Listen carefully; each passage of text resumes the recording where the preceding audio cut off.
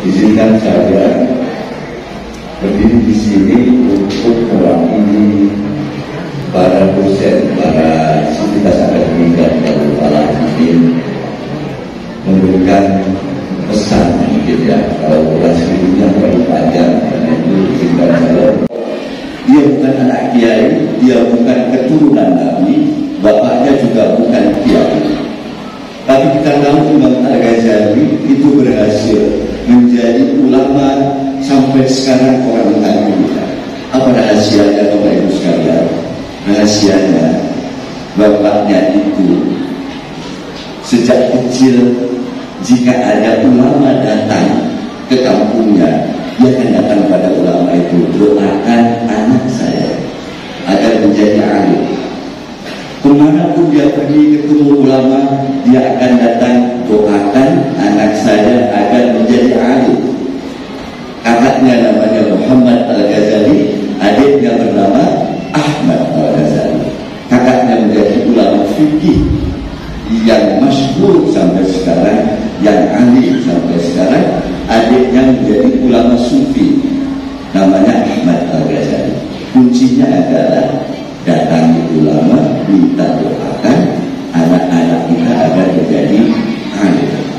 Maka saran pertama sekali lagi adalah mari berkhidmat kepada ilmu dan ulama, baru kita bisa hidup dengan baik. Buktinya adalah Al-Ghazali. Jika tidak percaya, silahkan cari kitabnya. Tapi kuncinya itu, walaupun ada ulama, ya bawa anaknya, doakan anak saya menjadi alim, menjadi sukses.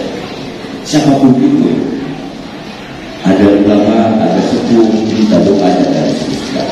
Buktinya adalah Al-Ghazali. Yang kedua kuncinya adalah with attitude, menangkan kehidupan dengan sikap kalian. Begitu kalian lulus, kalian menyandang gelar alumni Darul Falah. Orang akan melihat Anda bukan nama Anda, tetapi alumni Darul Falah. Anda namanya Nur misalnya, ketika tampil bukan lagi sebagai Nur, tetapi sebagai alumni Darul Falah. Karena itu sikap kalian harus dijaga. Sikap yang baik itu syarat dari keberhasilan. Yang pintar banyak, yang pintar itu biasanya nyebelin karena terlalu banyak protes, terlalu banyak bicara, tetapi sikapnya buruk. Yang dibutuhkan dalam kehidupan ini adalah yang akhlaknya baik dan terus-menerus memperbaiki diri. Maka yang kedua saya khidmat pada ilmu dan ulama adalah mari kita belajar anak-anak, adik-adik di segala untuk berakhlak yang baik. Bahwa akhlak santri dimanapun, dan itu kunci kesuksesan, bukan yang lain. Di dunia kerja, semalam saya di Darul Pusat disuruh membawakan satu materi sederhana tentang win with attitude, menang dengan akhlak yang baik.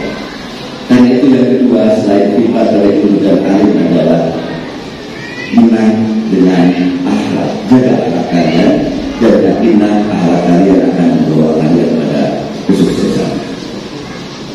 Yang ketiga, kunci untuk menjadi sukses adalah baca Quran. Setiap hari sholat jangan tinggalkan. Itu membuat kita terhubung terus dengan Allah, dengan sumber kehidupan, dengan sumber ilmu, dengan sumber kesuksesan. Saya dari Banten datang ke Bandung tidak punya siapa-siapa, tapi bisa sampai pada titik ini karena terus-menerus menjaga tiga hal tadi: berkhidmat pada ilmu, mencoba menjaga akhlak, dan mengaitkan diri dengan Al-Quran. Karena Syekh As-Sadili terus-meneruslah kalian berhubung dengan Al-Quran. Sehabis sholat baca Al-Quran. Sehari kalau bisa satu juz, jika tidak bisa beberapa halaman, jika tidak bisa satu halaman, jika tidak bisa satu baris, jika tidak bisa dalam satu hari, lihatlah covernya. Jadi paling minimal lihatlah covernya agar kita terhubung dengan Al-Quran. Bapak Ibu belum terlambat yang sudah sepuh untuk bisa memperbaiki hubungan kita dengan Allah. Kita ini ibarat listrik itu mahal, bisa menyala bukan karena listriknya, tetapi karena terhubung dengan sumber listriknya, bukan karena lampunya yang mahal, tetapi karena terhubung dengan listrik. Lampu ini jika tidak terkait dengan aliran listrik tidak akan nyala. Kita ini bola lampu baru menyala jika terhubung dengan sumber listriknya. Sumber listrik kita adalah Allah, cara menghubungkannya adalah dengan Al-Quran. Maka kalau kita perbaiki hidup kita di rumah, membaca atau melihat covernya setiap hari. Baru sekalian yang keempat terakhir adalah pada doa yang sering kita baca pada saat tahlil ada wa'fu anna wa'ghfir lana warhamna anta maulana fansurna 'alal qawmil kafirin. Ada satu riset di Hawaii yang memberikan kita satu doa yang agak mirip wa'fu anna wa'ghfir lana warhamna. Ada seorang dokter jiwa ditugaskan pada rumah sakit jiwa.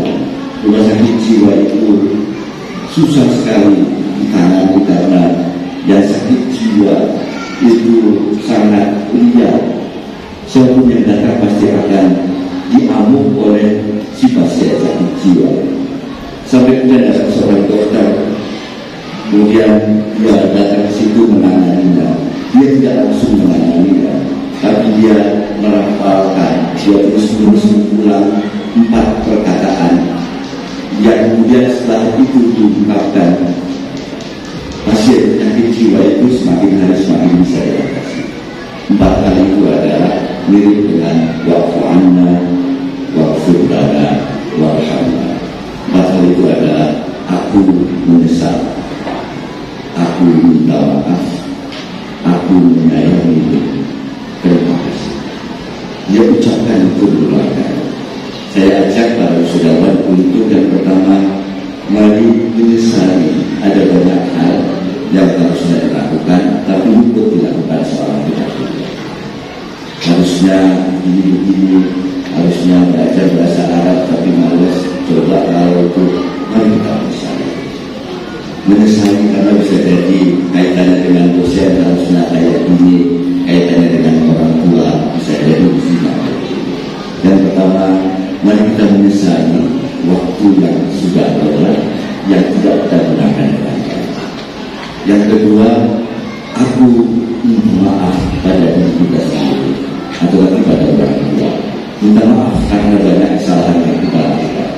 Kalau menyesal karena banyak hal yang harusnya kita lakukan tidak kita lakukan.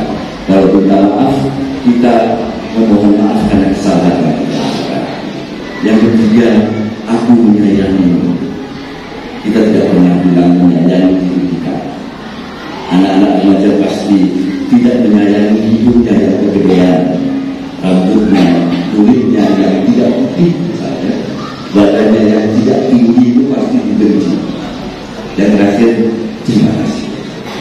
Saya ingin kita mulai mengucapkan 4 itu bareng-bareng. Yang pertama untuk diri kita sendiri. Mari aku menyesal, aku menyayangimu, terima kasih. Sekarang pada dosen-dosen kalian, aku menyesal, aku minta maaf, aku menyayangimu, terima kasih. Sekarang bapak ibu kalian, aku menyesal, aku minta maaf, aku menyayangi.